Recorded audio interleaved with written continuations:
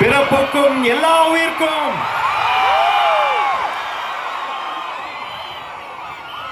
இத்தனை பெரிய கூட்டத்தை பார்க்கிற பொழுது அத்தனை பெரிய மகிழ்ச்சி எங்களுக்கு. ஏற்காடு மலை போல உயர்ந்த கூட்டம், ஏழைகளின் கண்ணீரை துடைக்கின்ற கூட்டம், மேட்டூர் அணை போல நிறைந்துள்ள கூட்டம், மாங்கனி மாநகரின் பாசக்கார கூட்டம், தமிழக வெற்றி கழகத்தின் தன்மான கூட்டம்,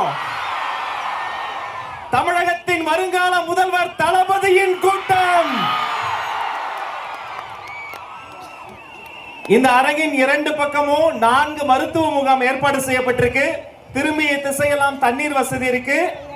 இன்றைய தினம் புனிதமான வெள்ளிக்கிழமையில் இந்த நிகழ்ச்சி ஏற்பாடா இருக்கிறதால தமிழக அரசியல் வரலாற்றில் கூட்டம் நடக்கும் அந்த இடத்திலேயே அன்பிற்கினிய கண்ணியமிக்க இஸ்லாமிய சொந்தங்கள் தொழுகை செய்வதற்காக அங்கு ஒரு அரங்கமும் ஏற்பாடு செய்யப்பட்டிருக்கிறது. தமிழக வெற்றி கழகத்தின் சார்பில் உங்கள் அத்துணை பேரையும் வரவேற்பு செய்வதற்காக சேலத்தின் கழக மாவட்ட செயலாளர், சேலத்து இளம் சிங்கம் அண்ணன் தமிழன் பார்த்திபன் அவர்களை வருக வருக என வரவேற்கிறேன்.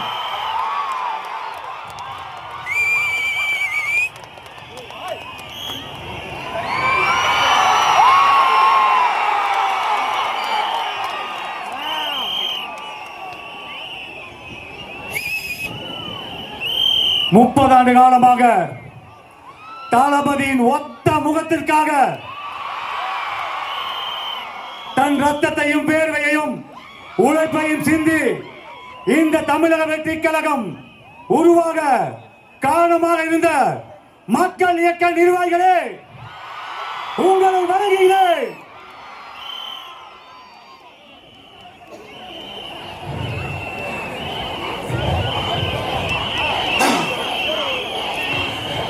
தமிழக வெற்றி கழகம், தமிழக வெற்றி கழகத்தின் ஆதிவேராகிய நகர ஒன்றிய பகுதி நிர்வாகிகளே, 2026 நம் கழக தலைவரை ஆட்சி பீடத்தில் அமர வைக்க இருக்கும் பூத் கமிட்டி நிர்வாகிகளே, இளைஞர்களின் விடிவெள்ளி, தமிழ்நாட்டின் ஒரே நம்பிக்கை நம் கழக தலைவர் அவர்களே, ஓயாமல் பணி செய்து ஒரு நிமிடம் கண் மூடினாலும் சாட்டையை சுழற்றி நம்மளை வேகப்படுத்தும் நமது தந்தைக்கு தந்தையாக, நண்பனுக்கு நண்பனாக, அண்ணனாக இருந்து வழிகாட்டி வழிநடத்தும் கழக பொதுச் செயலாளர் அவர்களே, மாநில நிர்வாகிகளே, இந்த நிகழ்ச்சியை எங்கள் சொல்லுக்கு கட்டுப்பட்டு வீட்டில் அமர்ந்து குடும்பத்தோடு பார்க்கும் கழக நிர்வாகிகளே, பொதுமக்களே, உறுப்பினர்களே, ரசிகர்களே, உங்களை பாதம் தொட்டு வருகிறேன். வருக வருக வரவேற்கிறேன். 28 ஆண்டு காலமாக என் தளபதிக்காக இந்த சேலம் மாவட்டத்தில் 5000க்கு மேற்பட்ட மக்கள் இயக்க பலகை திறந்து வைத்தோம். ரசிக மன்றமாக இருந்தோம். நமனுக்கு நற்பணி மன்றமாக மாற்றி முகவரி கொடுத்தார். மக்கள் இயக்கமாக மாறியது. இன்று உலகமே திரும்பி பார்க்கும். அவர் ஒரு கோடி என்ன பேசுவார் என்று எதிர்பார்க்கும் தமிழக வெற்றி கழகத்தை நமக்காக உருவாக்கி கொடுத்திருக்கிறார். எத்தனை நல பணிகள் சேலம் மாவட்டத்தில் 2011 மாபெரும் நலத்திட்ட உதவிகள் வழங்கினோம். நீங்கள் எல்லாம் சேர்ந்து வழங்கினோம். எத்தனாயிரம் ரத்த தானிய முகாம், வெளியில்லா விருந்தகம் சேலம் மாவட்டத்தில் 3 இடத்தில் சிறப்பாக நடைபெற்றுக் கொண்டிருக்கிறது. 5000 நாட்களை கடந்து நடந்து கொண்டிருக்கிறது. அரசு மோகன் குமாரமங்கல மருத்துவமனையில் இன்று வரை தமிழக வெற்றி கழகம் தான் சென்ற ஆண்டு கூட அதிக குருதிகான முகாமை ஏற்படுத்த விருது வாங்கியது. இதுபோல் உங்கள் ஒற்றுமையோடு இவ்வளவு பணிகளை செய்து கொண்டிருந்தோம். அப்படி செய்து கொண்டிருந்த காலத்தில் தான் தமிழக வெற்றி கழகம் உருவாகியது. அது இந்த சேலம் மாவட்டம் 11 தொகுதி கொண்ட மாவட்டத்தை நிர்வாக வளர்ச்சிக்காக 5 மாவட்டமாக பிரித்தார்கள். நான் எல்லாம் சாதாரண தொண்டனாக இருந்தேன். எனக்கு சினிமாவில் வாய்ப்பு கொடுத்து 15-20 படங்களை நடிக்க வைத்தார் என் கழக தலைவர் தளபதி. இன்று நடிகர் சங்கத்தில் உறுப்பினராக இருக்கிறேன், புடிசர் நம்பத்தில் உறுப்பினராக இருக்கிறேன், டிஸ்ட்ரிபியூட்டர் உறுப்பினராக இருக்கிறேன். ஒரு தொண்டனை எப்படி உருவாக்க வேண்டும் என்று இந்த தளபதிக்கு தான் தெரியும். அதே போல் நம்மளோடு நம்முடன் இருப்பவர் தான் ஒருத்தர் முதலமைச்சராக வேண்டும். அவங்களுக்கு தான் அந்த கஷ்டம் தெரியும். தளபதி பெரிய கோடி பரம்பரையிலிருந்து வந்தவர் அல்ல. கஷ்டங்களையும் அவமானங்களையும் அசிங்கங்களையும் பட்டுதான் இந்த நிலைக்கு இருக்கிறார். அப்படி பார்க்கும்பொழுது உனக்கு என்ன தேவை, இந்த ஏழைகளுக்கு தேவை என்பதை அவரால் தான் ஊகிக்க முடியும். அவரால் தான் முதலமைச்சராக இருக்க முடியும். நம்மில் ஒருவர் முதலமைச்சராக இருக்க வேண்டும். அப்படிலாம் உழைத்து 5 மாவட்டங்களாக பிரிக்கும் பொழுது சீமான்கள் பணக்காரர்கள் கோடி கோடியாக கொட்டிக்க என்று சொல்லும் போதும் என் கழக தலைவரும் தளபதி அவர்களும் என்னை மாவட்ட செயலராக்கினார். என்னுடன் இணைந்து 4 பேர் வசதியே இல்லாத அவர்களை ஒரு இமை பொழுதும் யோசிக்காமல் கழக தலைவரும் பொதுச் செயலரும் மாவட்ட செயலராக்குகிறார். இன்று சேலம் மாவட்டத்தில் 5 பேர் இருக்கிறோம். அதே மாதிரி ஒன்று சொல்லிக் கொள்கிறேன், வருகின்ற சட்டமன்ற தேர்தலில் இதுவரை இல்லாத வரலாற்றில் நிகழாத நிகழ்வுகள் ஏழை எளியோர் அத்தனை பேரும் எம்எல்ஏ ஆக்க முடியும்.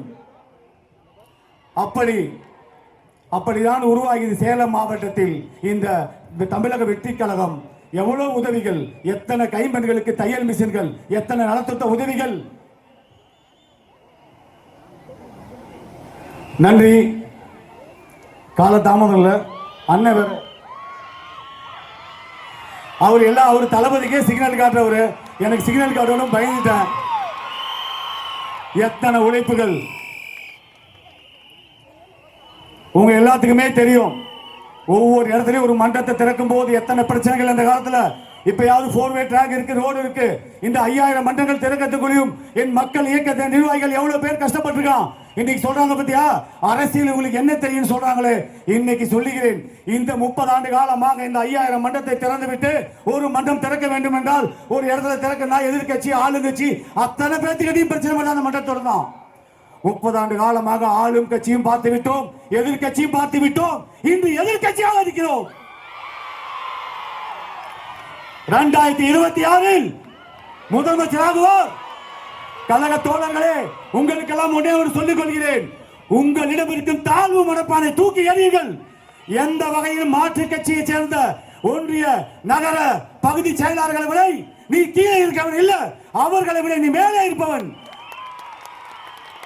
அந்த காலத்திலேயே எதையும் எதிர்பார்க்காமல் தளபதிக்காக நீ ரத்தத்தையும் சிந்தினான், உழைப்பையும் கொடுத்தாய். அவருக்காக அரசியலுக்கு வருவாரா வரமாட்டாரா தெரியாது.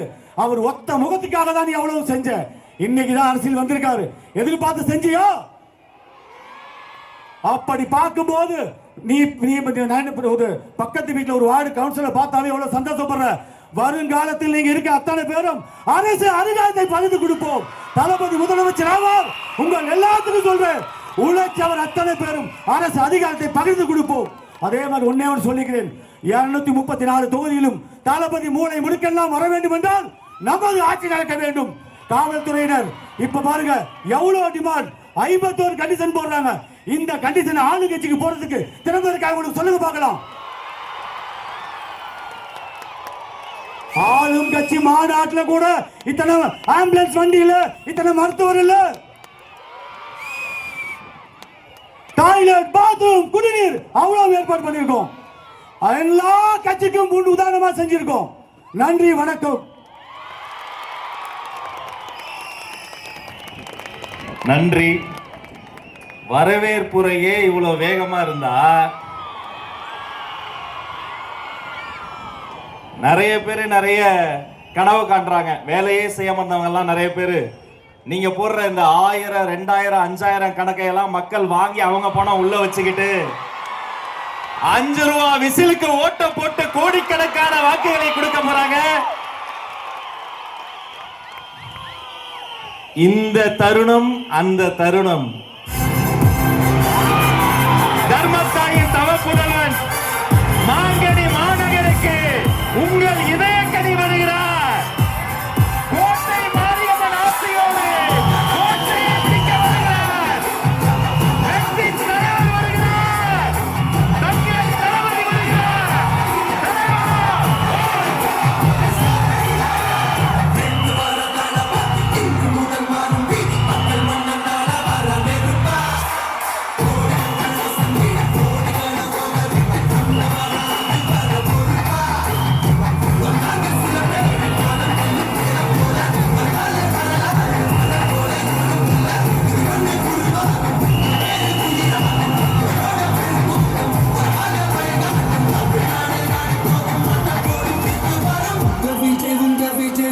வரன வரனா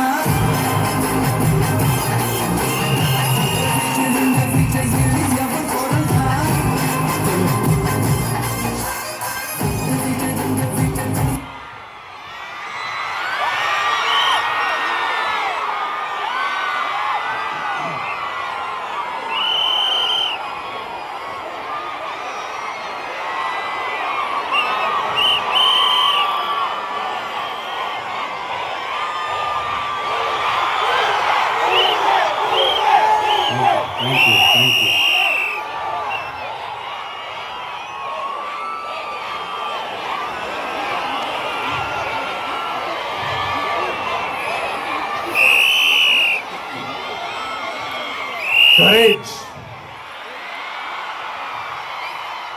கரேஜ் தான் எல்லாத்துக்குமே ஒரு பேஸ். கரேஜ் தான் எல்லாத்துக்குமே ஒரு பவர். அப்படிப்பட்ட அந்த பவர் எதிலிருந்து ஆரம்பிக்குது தெரியுமா?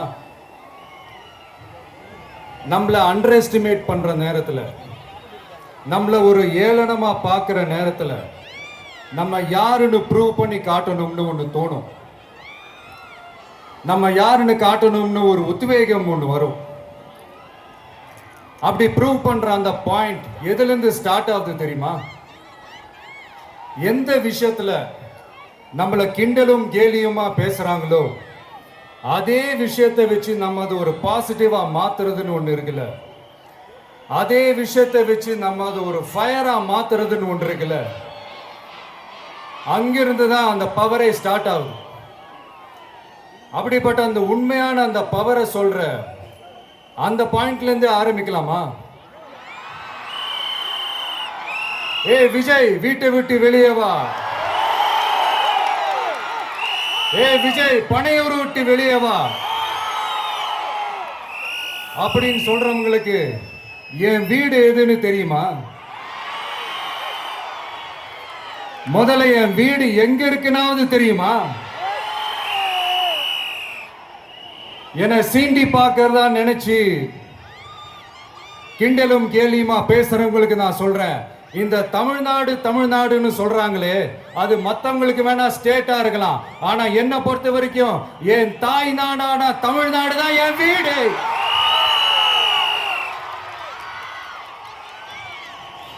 என் வீட்டுல மொத்தம் எத்தனை பேர் இருக்காங்க தெரியுமா? 8 கோடி பேர் இருக்காங்க. ஒட்டுமொத்த தமிழ்நாட்டு மக்களும் என் வீட்டு மக்கள், என் குடும்பம், என் உறவு, என் சொந்தம். எனக்கு எல்லாமும் கொடுத்த இந்த 8 கோடி சொந்தங்களுக்கு இனிமே எல்லாமுமா கூட நிக்க போறது இந்த விஜய் மட்டும்தான். தமிழ்நாட்டோட முதல் படை வீரனா, தமிழ்நாட்டோட முதல் பாதுகாவலனா அவங்க கூடவே நிக்கணும்ன்றதுதான் என்னுடைய குறிக்கோள். இன்னைக்கு இந்த விஜய், உங்க விஜய் உங்ககிட்ட ஓட்டு கேட்டு மட்டுமே வரல, உங்ககிட்ட நீதி கேட்டும் வந்திருக்கிற.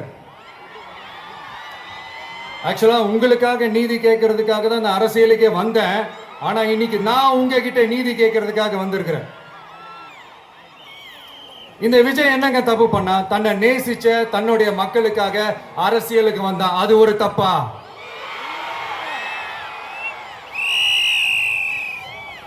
எல்லாத்தையும் ஒதுக்கி தள்ளிட்டு மக்களுக்காக மட்டுமே வந்த அது ஒரு தப்பா? இந்த மற்ற கட்சிகளுக்கெல்லாம் மாநாடு நடத்துறதுக்கோ பொதுக்கூட்டம் நடத்துறதுக்கோ இல்ல ஹால் ஃபங்க்ஷன்ஸ் நடத்துறதுக்கோ பர்மிஷன் கொடுப்பாங்க, இடம் கொடுப்பாங்க. ஆனா நமக்கு மட்டும் இடம் கொடுக்க மாட்டாங்க, கொடுக்கவும் விட மாட்டாங்க. இது என்னங்க நியாயம்? நான் போய் மக்களை சந்திக்கிறதுக்கோ இல்ல மக்கள் வந்து என்ன சந்திக்கிறதுக்கோ ஒரு உரிய இடமோ இல்ல உரிய பாதுகாப்போ மற்ற கட்சிகளுக்கு எல்லாம் கொடுப்பாங்க. ஆனா எனக்கு கொடுக்க மாட்டாங்க, கொடுக்கவும் விட மாட்டாங்க. இது என்னங்க நியாயம்? இந்த SOPs சொல்லுவாங்க, அதனுடைய ஃபுல் ஃபார்ம் வந்து ஸ்டாண்டர்ட் ஆபரேட்டிங் ப்ரொசீஜர். ஆனா எனக்கு மட்டும் அது ஸ்டாலின் சார் ஆபரேட்டிங் ப்ரொசீஜர். இது என்னங்க நியாயம்? இந்த விஜய் உண்மையானவன்றது உங்க எல்லாருக்குமே தெரியும். நமக்கு எதிராக சதி செய்யறது யாரு, நமக்கு எதிராக சூழ்ச்சி செய்யறது யாரு, நமக்கு எதிராக பழி போடுறது யாரு, யாரெல்லாம் ஒன்னா சேர்ந்து இதெல்லாம் செய்யறாங்கன்றது உங்க எல்லாருக்குமே நல்லா தெரியும். அதனால என்னோட சொந்தங்களாகிய உங்ககிட்ட வந்து நான் நீதி கேட்காம வேற யாருக்கிட்ட தான் போய் கேட்பேன்?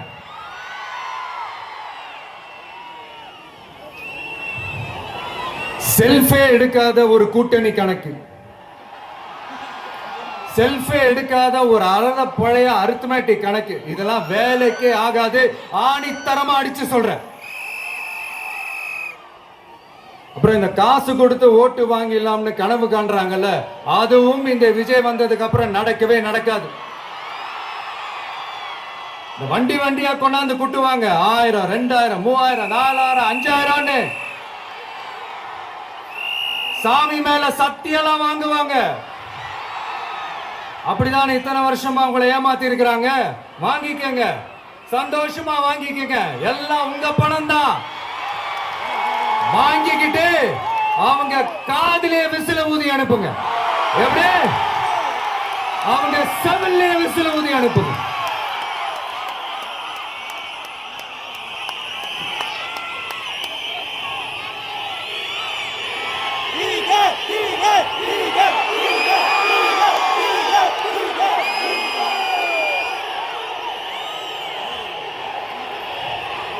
அடுத்து நம்மளுடைய ஜென்சி அடுத்த இளம் தலைமுறையினருக்கும் ஒன்று நான் சொல்லணும்னு நினைக்கிறேன். இந்த பணத்தை கொடுத்து ஏமாத்தி ஓட்டு வாங்குற அந்த கலாச்சாரம் ஒழியணும். பணத்தை கொடுத்து ஏமாத்தினா ஏமாறுவீங்க. உங்களை தான் கேட்கிறேன், பணத்தை கொடுத்து ஏமாத்தினா ஏமாறுவீங்க? எல்லாரும் கொஞ்சம் கையப்படி வைங்களேன் எனக்காக. நான் சொல்றதை கொஞ்சம் ரிப்பீட் பண்ணுங்க. எங்க ஓட்டு எங்க உரிமை. எங்களை யாரும் விலைக்கு வாங்க முடியாது. எங்கள் ஓட்டு விசில் சின்னத்துக்கு தான்.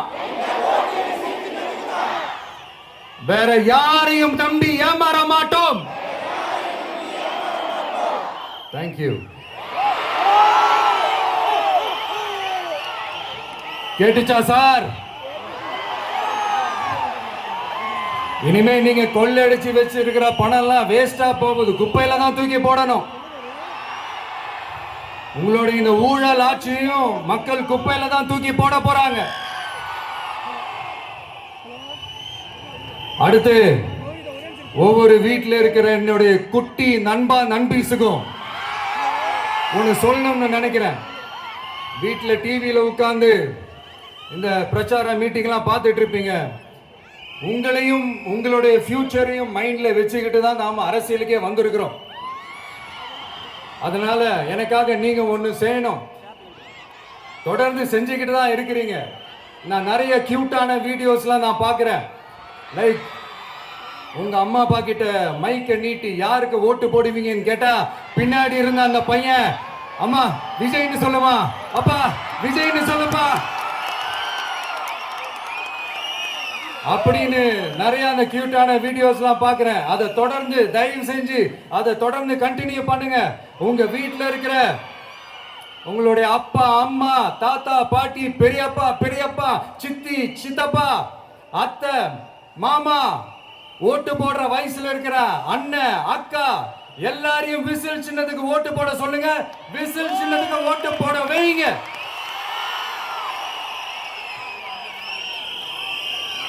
இந்த தேர்தல் நெருங்குற இந்த நேரத்தில் பொலிட்டிக்கலா ஸ்பீக்கிங் டு த பாயிண்ட் ஒரே ஒரு விஷயம் நான் சொல்லணும். நாங்க அரசியலுக்கு வந்தது எந்த கட்சியும் ஒழிக்கிறதுக்கோ அழிக்கிறதுக்காகலாம் நாம் அரசியலுக்கு வரல. யார் மேலேயும் தனிப்பட்ட ஒரு வன்மமோ இல்லை தனிப்பட்ட கோபமோ அப்படிலாம் யார் மேலேயும் கிடையாது. இந்த மற்றவங்க மாதிரி இந்த வெறுப்பு அரசியல் பண்றதுக்காகலாம் நாம அரசியலுக்கு வரல. அரசியல் ரீதியா நம்மளுடைய எதிரிகள் யாருன்னு டிக்ளேர் பண்ணிட்டு தேர்தலில் நின்று ஜெயிச்சு மக்களுக்காக எங்களுடைய நன்றி கடனை செலுத்துறதுக்காக தான் நாம அரசியலுக்கே வந்திருக்கோம். Just want to make this clear. அவங்கள கேள்வி கேட்கறதுக்கு முன்னாடி அவங்களுடைய இயலாமையை மறைக்கிறதுக்காக இந்த ஏ டீம் பி டீம் இதெல்லாம் கூட சேர்த்துக்கிட்டு ஒரே விஷயத்த சொல்லி அழுவுறாங்கல்ல. என்னன்னு சொல்லி அழுவுறாங்க? அனுபவம் இல்லாதவங்களால எப்படி ஆட்சி அதிகாரத்தை செய்ய முடியும் அப்படின்னு ஒரே விஷயத்த சொல்லி அழுவுறாங்கல்ல. அந்த அழுகைக்கு நாம் ஒரு பதிலடி கொடுக்கணும்ல. மக்களே, நான் உங்களையே கேட்கிறேன், தெரியாம தான் கேட்கிறேன். இந்த அனுபவம் அனுபவம் அனுபவம்னு சொல்றாங்களே, அதிகாரத்தை வச்சு மக்கள் பணத்தை கொள்ளையடிச்சதை தாண்டி வேற ஏதாவது கொம்பு முளைச்ச பெரிய அனுபவம் இவங்களுக்கு இருக்குதா?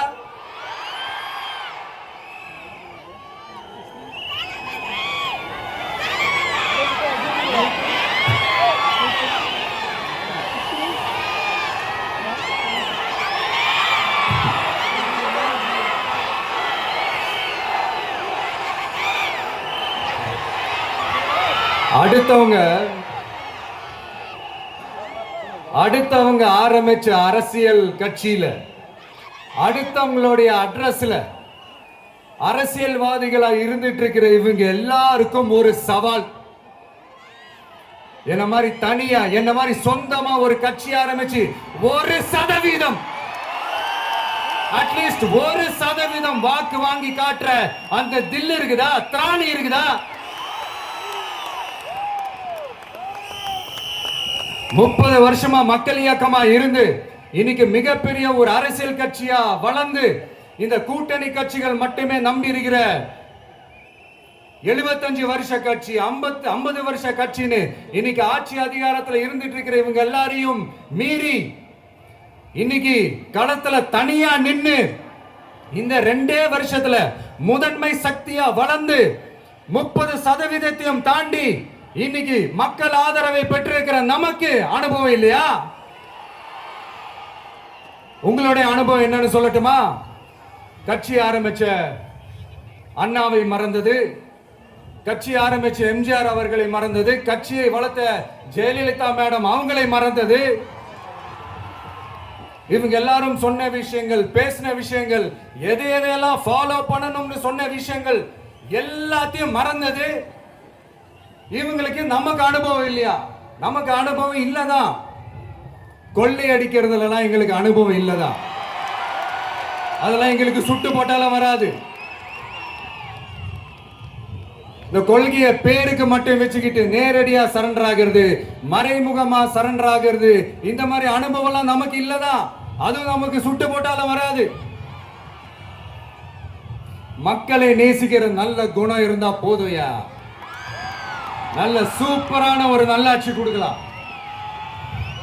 நல்லாட்சி கொடுக்கிறதுக்கு மெத்த படிச்ச மேதாவிகளா இருக்கணும்லாம் ஒன்றும் அவசியம் இல்ல.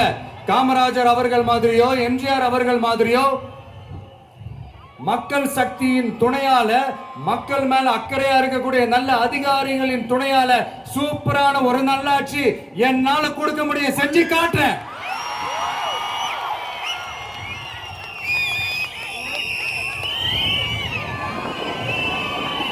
நாலரை வருஷம் ஆச்சு, 4.25 வருஷத்துக்கு மேல ஆகுது. இப்போ ஒவ்வொரு வீட்டு கதவையா தட்டி உங்கள் கனவுகளை சொல்லுங்கள், உங்கள் கனவுகளை சொல்லுங்கள், நாங்கள் அதை நிறைவேற்றி காட்டுறோம். இல்ல, ஸ்டாலின் சாருக்கு மக்கள் சார்பா ஒரு கேள்வி. மக்களுடைய கனவு என்னன்னு உங்களுக்கு தெரியுமா சார்? அது சரி, அவங்க என்ன நினைக்கிறாங்கன்னு உங்களுக்கு தெரியாது, அதுக்கப்புறம் எப்படி அவங்க கனவுகளை பத்தி உங்களுக்கு தெரியும்? மக்களோட கனவு என்னன்னு நான் சொல்லட்டுமா சார்? 2019, 2021, 2024 இந்த 3 தேர்தலையும் மக்கள் உங்களுக்கு வாக்களிச்சதுக்கு காரணம் நீங்க மக்களுக்கு ஏதாவது நல்லது செய்வீங்கன்னு நம்பிதான். ஆனா நீங்க மக்களுக்கு கொடுத்த பரிசு மக்களுக்கு பாதுகாப்பே இல்லாத மக்கள் விரோத ஆட்சி. அந்த மக்கள் விரோத ஆட்சியை அகற்றிட்டு அந்த இடத்தில் தமிழக வெற்றி கழகத்தை ஆட்சி பீடத்தில் அமைக்கணும் அப்படின்றதுதான் மக்களுடைய ஒரே கனவு. இந்த மக்கள் விரோத திமுக அரசை நிலைக்க கூடாது அப்படின்றதுதான் மக்களுடைய ஒரே கனவு. 100% தூய சக்தி டிவிக்கு ஆட்சி அமைக்கும். அதுல உங்களுடைய கனவுகள், உங்களுடைய ட்ரீம்ஸ் எல்லாமே ஃபுல்ஃபில் ஆகும், நிஜமாகும்.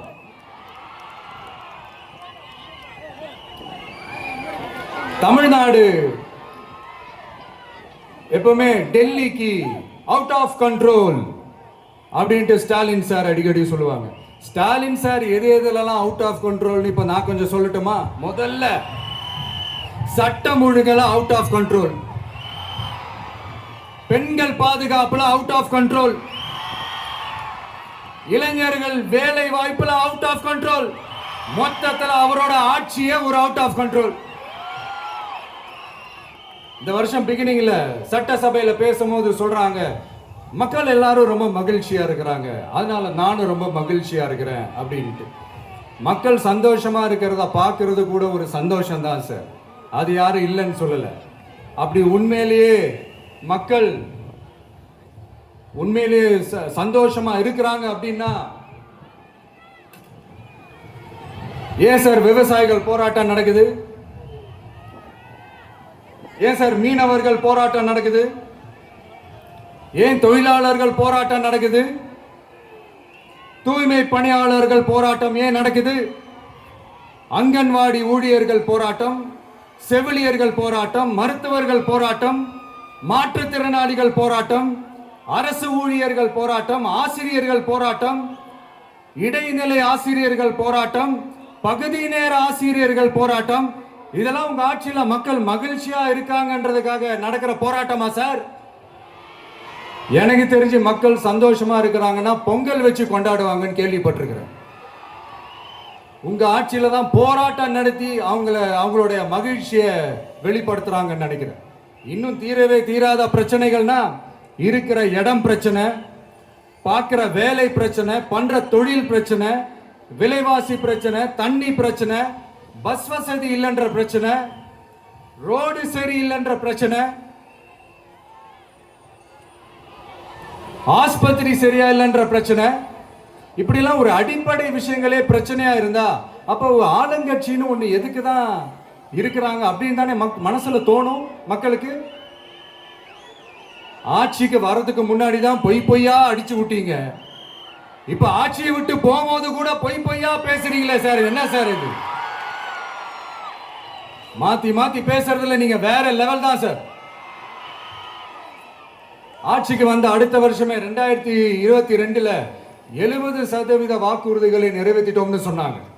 அப்புறம் போன வருஷம் 90% வாக்குறுதிகளை நிறைவேற்றிட்டோம்னு சொன்னாங்க. அப்புறம் இந்த வருஷம் 505 வாக்குறுதிகளை 404 வாக்குறுதிகளை நிறைவேற்றிட்டோம், கிட்டத்தட்ட ஒரு 80% வாக்குறுதிகளை நிறைவேற்றிட்டோம்னு சொன்னாங்க. முதல்ல 70, அப்புறம் 90, அப்புறம் 80. இன்னும் தேர்தல் நெருங்க நெருங்க அது 60, 50, 40, 30, 20ல போய் நிக்கும்னு நினைக்கிறேன். அதையும் அவரே அறிவிப்பாரோ என்னமோ எனக்கு தெரியல.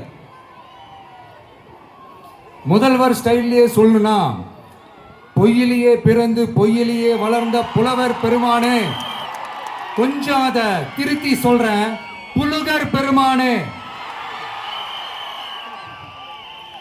அது இன்னும் பொருத்தமா இருக்கும். அவருடைய அண்ட புழுகு ஆகாச புழுகு என்ன தெரியுமா? பெண்களுக்கு பாதுகாப்பு தமிழ்நாட்டில் எங்க போனாலும் கொட்டி கிடக்குதான். அப்படி அது உண்மைனா அண்ணா யூனிவர்சிட்டி அந்த பொண்ணுக்கு ஏன் சார் அப்படி ஒரு கொடுமை நடந்துச்சு? கோவை கல்லூரி பெண்ணுக்கு ஏன் சார் அப்படி ஒரு கொடுமை நடந்துச்சு? பெண் குழந்தைகள் பாதிக்கப்படுறதா கிட்டத்தட்ட 1000க்கும் மேலான போக்சோ கேசுகள் ஏன் சார் பதிவானுச்சு? போதைப் பொருள் கலாச்சாரம் கண்ட்ரோலே இல்லாம அது பாட்டுக்கு தாறுமாற எங்கேயோ போய்கிட்டு இருக்கு. வயலன்ஸ்லாம் தலைவிரிச்சு ஆடுது. அதுக்கு ஒரு ரீசெண்ட் எக்ஸாம்பிள் அந்த ரயில்வே ஸ்டேஷன்ல அந்த சிறுவர்கள் எல்லாரும் சேர்ந்து செஞ்ச அந்த சம்பவம். சட்டம் ஒழுங்கு சரியா இருந்தா ஏன் சார் இப்படி எல்லாம் நடக்குது? சட்டம் ஒழுங்கு சரியா இருக்கணும்னா முதல்ல தமிழ்நாட்டுக்கு ஒரு டிஜிபி வேணும் சார். எங்க சார் போனார் அவரு? எங்க அவரு? சும்மா இந்த ஆக்டிங் ஆபீசரை வச்சுக்கிட்டு அரசாங்கத்தை நடத்துனீங்கன்னா இப்படிதான் சட்டம் ஒழுங்கு சந்தி சிரிக்கும். முதல்ல தமிழ்நாட்டுக்கு ஒரு டிஜிபியை போடுங்க சார். அதுக்கப்புறமாச்சும் சட்டம் ஒழுங்கு சரியாகுதான்னு பார்ப்போம். சரிப்பா, கேள்வியா கேட்கிறியே, நீ வந்தா என்ன செய்வ அதானே கேட்கிறீங்க. கரெக்ட், கேட்கணும். மக்களோட அடிப்படை தேவைகளை தீர்க்கிறது தான் நம்மளுடைய ஃபர்ஸ்ட் வேலையே. அதை தீர்க்கிறதுக்கான அந்த தேடி போறது, அதோட சொல்யூஷனை தேடி போறது தான் நம்மளுடைய ஃபர்ஸ்ட் அஜெண்டாவே. கொஞ்சம் வெயிட் பண்ணுங்க, தேர்தல் அறிக்கை ரெடி ஆயிட்டு இருக்கு. தெளிவான ஒரு தேர்தல் அறிக்கையாவது வரும். என்ன நம்புற உங்களை நான் டிசப்பாயிண்ட் பண்ணவே மாட்டேன்.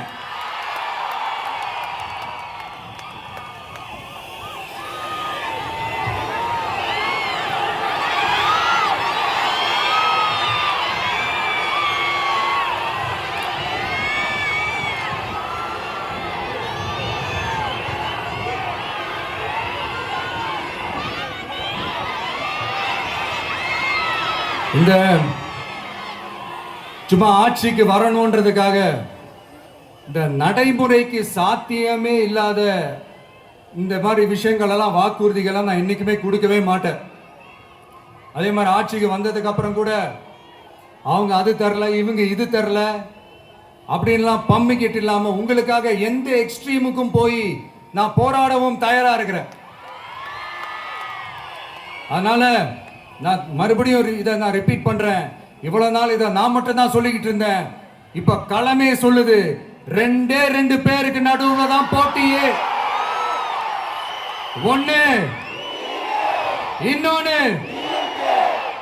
ஒன்னு தூய சக்தி டிவிக்கு, இன்னொன்னு தீய சக்தி டிஎம்கே.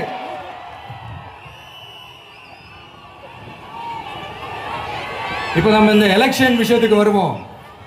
விஜய் என்னப்பா இவரை மட்டும் தான் எதிர்க்கிறாரு, இவங்களை எதிர்க்க மாட்டேன்றாரு, அவங்கள பத்தி எதுவுமே சொல்ல மாட்டேங்கிறாரு. இல்ல நான் கேட்கிறேன், இது யாருக்கான எலெக்ஷன்? தமிழ்நாடு சட்டசபைக்கான ஒரு தேர்தல். இப்ப இங்க யார் ஆட்சியில் இருக்கிறார்? யாரு பொய்யா வாக்குறுதிகளை கொடுத்து மக்களை ஏமாத்துறது? யாரு மக்கள் விரோத ஆட்சியை நடத்துறது? அப்ப இங்க யாரை அகற்றணும்? இந்த மக்கள் விரோத திமுக அரசை அகற்றணும்னா நம்ம யாரை எதிர்க்கணும்? எதுக்கு தேவையில்லாம பல முறை மக்கள் ஆல்ரெடி டிலீட் பண்ணவங்களை எதுக்கு நம்மளுடைய கான்சென்ட்ரேஷன், நம்மளுடைய டார்கெட் திமுகன்றப்போ டார்க்னஸ் குள்ள எதுக்கு கல் எறியணும்?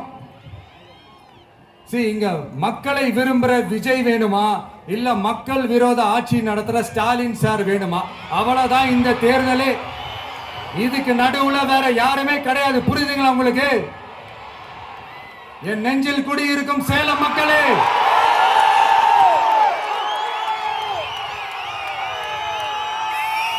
One last simple question.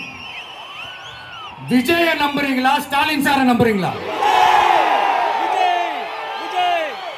அவ்வளவுதான், முடிஞ்சு போச்சு. கதம் கதம். போர் முழக்கம் உங்களை ஒரு நிமிஷம் கூட தூங்க விடாது. இந்த போன லாஸ்ட் வீக் இந்த டிஎன்பிஎஸ்சி அந்த எக்ஸாம்ஸ், இந்த குரூப் 2 எக்ஸாம்ஸ் அதை அனௌன்ஸ் பண்ணிட்டு உடனே அதை கேன்சல் பண்ணிட்டாங்க. இது உலகத்துக்கு எல்லாருக்கும் தெரியும். கேன்சல் பண்ணிட்டு ரொம்ப சிம்பிளா டெக்னாலஜி ஏதோ சம் ஃபால்ட், டெக்னிக்கல் ஃபால்ட் அப்படின்னு சொல்லி அதை கடந்து போயிட்டாங்க. இத்தனை வருஷமா ராத்திரி பகலமா கஷ்டப்பட்டு படிச்சு எப்படியாவது நமக்கு அந்த வேலை கிடைக்காதான்னு அந்த எக்ஸாம்ஸை ஃபேஸ் பண்ண வந்த நம்மளுடைய தம்பி தங்கைகள் எவ்வளவு ஒரு மன உளைச்சலுக்கு ஆளாயிருப்பாங்க. அதை யாராவது யோசிச்சு பாத்தீங்களா? ஒரு எக்ஸாம்ஸை ஒழுங்கா நடத்த தெரியல, இதுல உலக நாடுகளோட போட்டி போடுறாங்களாம். நம்மளுடைய தம்பி தங்கைகள் நம்ம அம்மா அப்பா கிட்ட சொல்லுங்க, யாரும் தைரியம், எல்லாரும் தைரியமா இருங்க. வரப்போறது உங்க ஆட்சி, நம்ம ஆட்சி.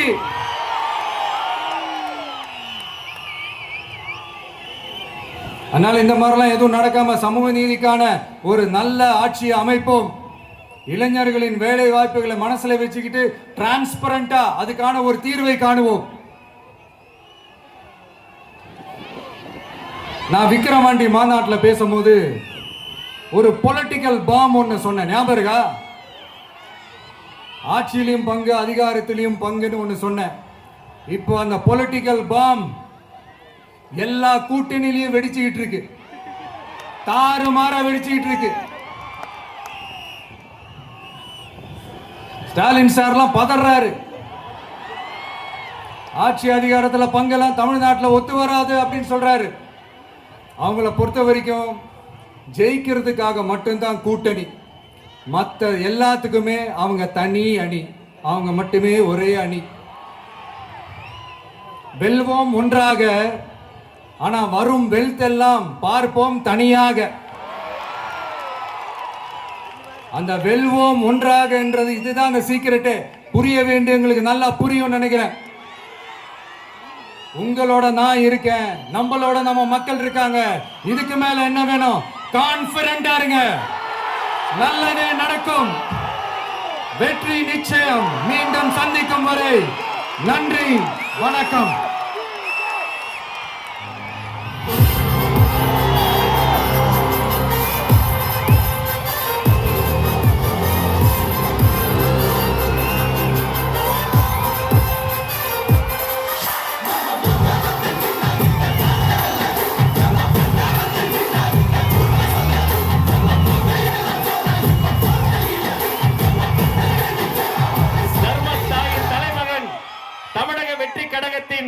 செயலாளர் வெற்றி தலைவர் அவர்களுக்கு சேலம் கழக மாவட்ட செயலாளர்கள் உங்கள் சார்பில் நிறைவு பரிசு வழங்க மேடைக்கு வருகிறார்கள். சேலத்து இளஞ்சிங்கம் தமிழன் பார்த்திபன், வேல், வெற்றிவேல், வீரவேல், வெற்றிவேல், வீரவேல், அவரோடு சேர்த்து வெங்கடேசன், மணிகண்டன், செல்வம், செந்தில்குமார், மோகன், கேசவன், அத்தனை பேரும் சேர்த்து வெற்றி தலைவனுக்கு வெற்றி வேலை பரிசளிக்கிறோம்.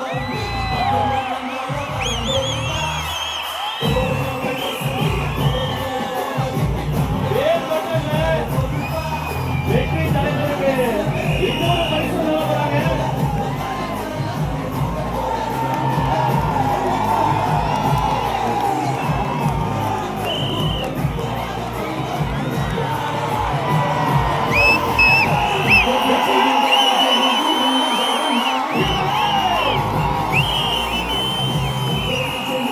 தேவனும் சேர்த்து தலைவர் கையில மிக முக்கியமான ஒரு தலைவராக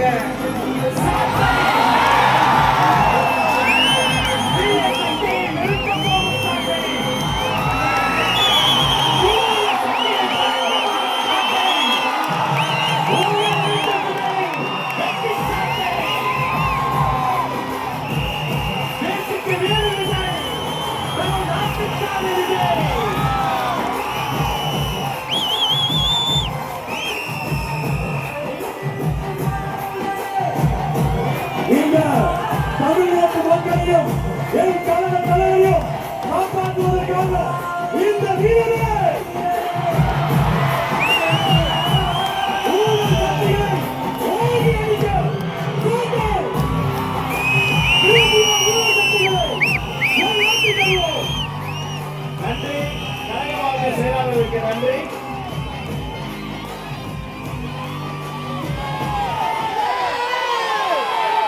மாவட்ட செயலாளர்களுக்கு நன்றி. தமிழக வெற்றி கழகத்தின் கொள்கை பொதுச் செயலாளர் டாக்டர் KG அருண்ராஜ் ஐஆர்எஸ் அவர்கள் மாங்கனி மாநகரில் வெற்றி செல்வாவை பரிசாக தருகிறார்.